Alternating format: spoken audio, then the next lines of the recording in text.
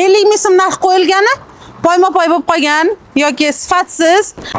Instagramda bitta video ko'rib qoldim-da, shunaqa skidkalar, chegirmalar, rosa odam ko'p. 50 ming so'mdan oyoq kiyim sotishayotgan ekan. Bordim qiziqib, uydagilarimizga olarmiz, ko'proq olarmiz deb borsam, 50 ming so'm narx qo'yilgani poyma-poy bo'lib qolgan yoki sifatsiz yoki brak chetda qolib ketgan tovarlarda orqa tarafida 100 ming, 200 mingdan narx qo'yib sotishayotgani yaxshi, sifatli narsalar. Lekin Alfa savdo markazining yonidagi yoyma bozorda, Optim bozorda haqiqatan ham sifatli, fabrichniy bo'lgan, ishlab chiqarish ham eng oliy navlilari bo'lgan mahsulotlar sotiladi. Hozir shulardan bittasini sizlarga ko'rsatib beraman. Misol uchun mana 99 ming narxga Xitoyni fabrichniy bo'lgan kurtkalari, mavsumiy qishki kurtkalari, sifatlari juda ham chiroyli. Mana hozir bittasini kiyib ko'rdik.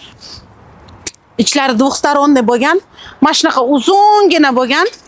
Qaranglar. Razmerlari katta, bolshimerka bo'lgan, har xil rangdagi shunaqa sifatli kurtkalar ekan.